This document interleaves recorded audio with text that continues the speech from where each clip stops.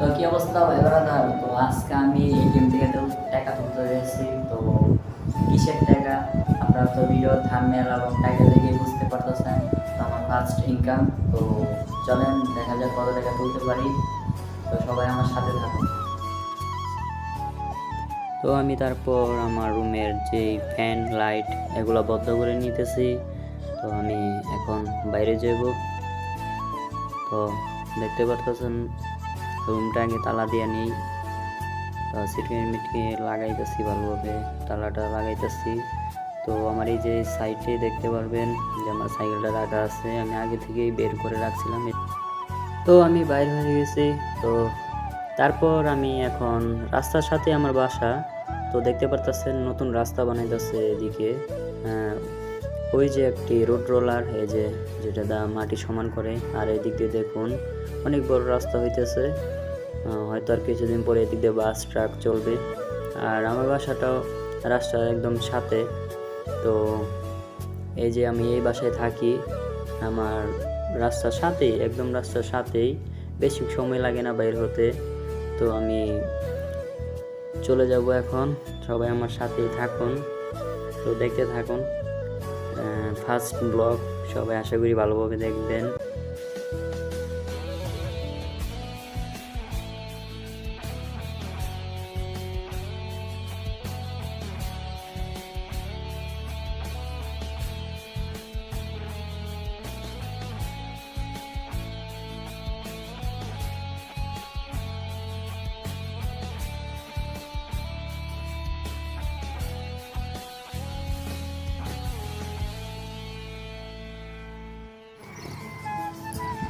তো এতক্ষণ ভালোই আসলাম। তো এদিকে দেখতেছি রাস্তায় খোয়া পালায় রাখছে, এখনো রাস্তা সমান করে নাই। তো এই খোয়ার কারণে হাতে ফোন রেখে ভিডিও করতে পারবো না এখন। তো আপনাকে সরাসরি এটিএমের ভিতরে যে নেক্সট ভিডিওগুলো দেখাবো কীভাবে কী করি। তো এখন আর ভিডিও হবে না রাস্তায়, আমার সাইকেলে চালাই নিয়ে যেতে খুব কষ্ট হয়ে যাব। তো একটু সামনে আসতে পরে দেখি এখানে বেকু দিয়ে আরো মাটি করতেছে, মাটিগুলা লেভেল করার জন্য।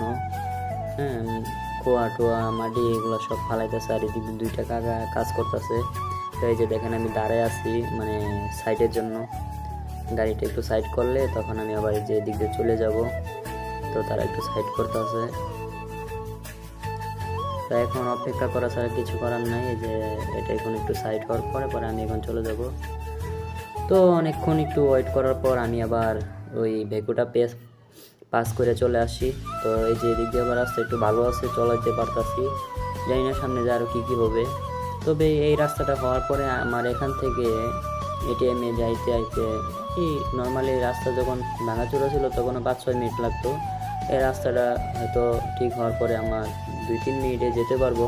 আর যেহেতু সাইকেল আছে আমার সেরকম কোনো ইয়া নাই। আপনাদেরকে দেখানো এটা আমার জানি না কতটুকু দেখতে পাচ্ছেন, বুঝতে পারতেছেন। তো সামনে কাট করে ভিডিও তো সব কিছু আপনাদেরকে তুলে দেখাতে পারতেছি না। তো দেখতে দেখতে আমি এটিএমের ভিতরে চলে আসি। তো এটিএমের ভিতরে আসার পরে দেখতে পাচ্ছি সবগুলো এটিএমই ফাঁকা। তো আমি একটু এসির বাতাস খাই নিতেছি। এই যে কি সুন্দর দুইটা এসি আছে, ভরপুর ঠান্ডা ভিতরে, গরম বাহিরে যেই গরম। তো বেশি দেরি না করে কার্ডটি আমি ঢুকে দিচ্ছি, দেখি কত টাকা বের করা যায়। তো কার্ডটা নিল, একটু অপেক্ষা করতে বলে।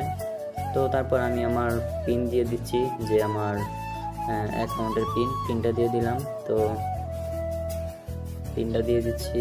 তো এখন আমাকে টাকার পরিমাণ দিতে বলবে, যেহেতু উত্তোলন করব। তো আমি টাকার পরিমাণটাও দিয়ে দিচ্ছি। দেখি। তো এদিক দিয়ে আবার একটা ভাই আসছে, ভাইটা বলছে টাকা আছে কিনা, আমি বলছি টাকা আছে দেখেন। তারপরে এই কথা বলার পরে আমি ঘুরে অবাক হয়ে গেলাম যে আমি এটা কি দেখলাম, এই মুহূর্তে নাকি টাকা তোলা সম্ভব হচ্ছে না। তো আমি একটু ওয়েট করতেছি এটিএমের ভিতরে, দেখি আরও মানুষ আসছে, তারা টাকা তুলতে পারে কি না। তো তারাও দেখতেছি তাদের কার্ড থেকেও টাকা দিয়েছে না, মানে সরাসরি এটিএমের ভিতরেই টাকা নেই। যে বুথগুলো, এই বুথের ভিতরে টাকা নাই। তো আমি আর বেশি অপেক্ষা না করে চলে যাই, যেহেতু ফার্স্ট টাকা তুলতে আসছিলাম ফেসবুকের ইনকাম দিয়ে। কিছু করার নাই, আজকে আর হইলো না। তো আরেকদিন আপনাদেরকে দেখাবো। তো এখন আর কিছু করার নাই, এভাবেই চলে যাব। সবাই আল্লাহ হাফেজ, ভালো থাকবেন।